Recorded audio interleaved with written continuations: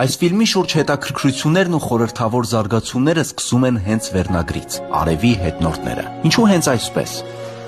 Հարցը մի անգամ ֆիլմի ռեժիսորին են տալիս։ Ավելի քան պարզ, բայց միևնույն ժամանակ անսպասելի եւ ուշագրավ պատասխան է հնչում։ Այնպիսին, ինչպիսին ողջ ֆիլմն է։ Ինչպես արևն է տաքացնում մարդկանց, այդպես էլ գլխավոր հերոսներն իրենց տեսակով ու գործողություններով ջերմացնում են իրենց շրջապատն ու ամենքին։ Անձնուրացությամբ, պայքարով ու գլխավորը սիրով։ Ահա սա էր կորեացի ռեժիսորի արձագանքը, որի արտացոլումը հետո ամբողջ ֆիլմի ամեն դրվագում ես հանդիպում։ Հանդիպումն էլ հենց այս համաշխարհային հռչակ ձեռք բերած դրամայի առանցքում է։ Հանդիպում Սեուլի հիվանդանոցներից մեկում, որը կփոխի ճակատագրեր, պատերազմող երկրի խաղաղապահ առաքելություն իրականացնող հատուկ ջոկատային կապիտանի եւ բժշկուհու վիրաբույժի։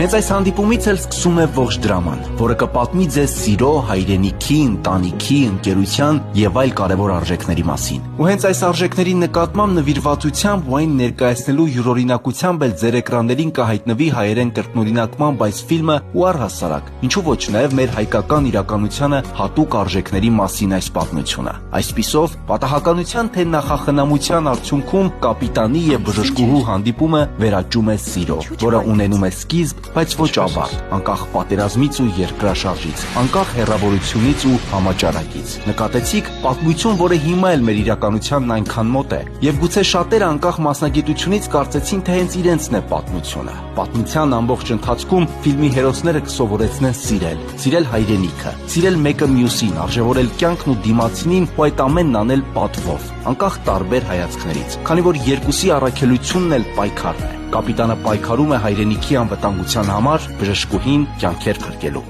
Ես երբեմն օրական 12 ժամ վիրահատարանում եմ լինում, վերակենդանացում 10 ջոուլ։ Ես կյանքի համար եմ պայքարում։ Իսկ դու փրկում ես մարդկանց ուրիշներին սպանելով։ Հանուն հայրենիքի ես ամեն ինչ կանեմ։ Ուշադրություն, լիցք։ Իմ 3 ընկերները զոհվել են, պարտքը կատարել ես։ Մենք այդպես ենք պաշտպանում մեզ ու մեր ընտանիքը։ Ես հավատում եմ, որ մենք պայքարում ենք այն երկրի խաղաղության ու ազատության համար, որտեղ ապրում ենք։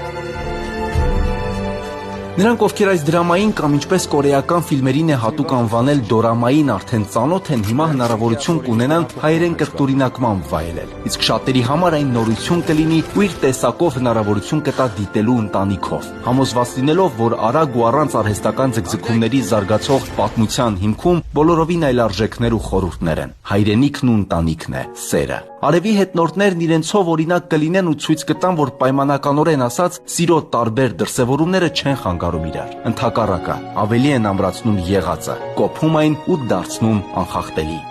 Ես թե հայրենիքը, ես վերջին անգամ եմ քեզ հարցնում, այնպես որ լավ ծանրութ հետև արա։ Առայժմ դու։ Առայժմ։ Չասացի, որ միայն մի անգամ ես հարցնելու։ Դա քո պատասխանից առաջ էր։ Ինչ կլինի, եթե մի անգամ էլ հարցնեմ։ Մեկ է դու։ Իսկապես։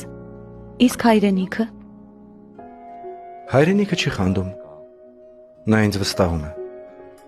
Այսպիսի գաղափարներ ու խորհուրդներ մեկ կամ մի քանի անգամ չէ, որ ֆիլմի հերոսներից կլսեք։ Այն, որ այս ֆիլմն իր տեսակով ու որակով տարբերվում է այլ դրամաներից, դրա հաջողության ճանապարհն է փաստում։ Տասնյակ հեղինակավոր մրցանակաբաշխություններում լավագույն դրամա անվանակարգում միանձնյա առաջատարն է այն։ Դերասանները լավագույնները։ Իդեպ, գլխավոր հերոսը ֆիլմում կապիտանը հերոսին մարմնավորելու առաջարկ ստացել է հենց զինծառայության ընթացքում։ Զորացրվելուց անմիջապես հետո միայն սկսել է խաղալ ֆիլմում։ Ու այս ֆիլմից հետո ուշադիր եղեք։ Կորեայում կտրուկ ավելացել է բանակ զորակոչվելու ցանկություն հայտնածների թիվը, նվազագույնը 2 անգամ։ Ասել կուզե, հայրենիքը սիրելու ու նրա համար պայքարելու գաղափարը այս ֆիլմում հասցեական է ամբողջովին։ Գուցե նաև հենց այս գաղափարների ու այլ հեռուստանովելներից տարբերվելու պատճառով է, որ ֆիլմը թարգմանվել է աշխարհի ավելի քան 30 տարբեր լեզուներով, առաջացրել միլիոնավոր մարդկանց հետաքրքրություն, ովքեր սերիալը դիտելուց հետո անձամբ են այցելել Հարավային Կորեա, երկիրն ու նկարահանման վայրերն իրենց աչքերով տեսնելու համար։ Այն վայրերը, որտեղ նկարահանվել են ռազմական տեսարանները, իսկ դրանք Հունաստանում են եղել, զբոսաշրջային խոշոր կենտրոն են դարձել ու հենց այս դրամայի շնորհիվ։ Իսկ բոլոր այն ապրանքները, որ գովազդվել են դրամայում, արագ սպառվել են ու դարձել ամենավաճառվածները։ Սրանք սակայն դեռ ամենը չեն։ Հետաքրքիր եւ ուշագրավ փաստերն այսքանով չեն եզրափակվում։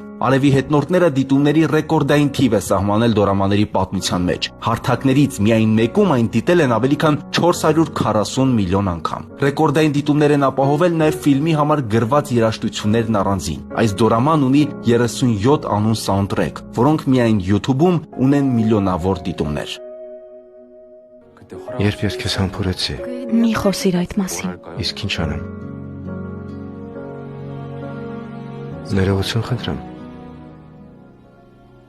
Թե խոստովանեմ։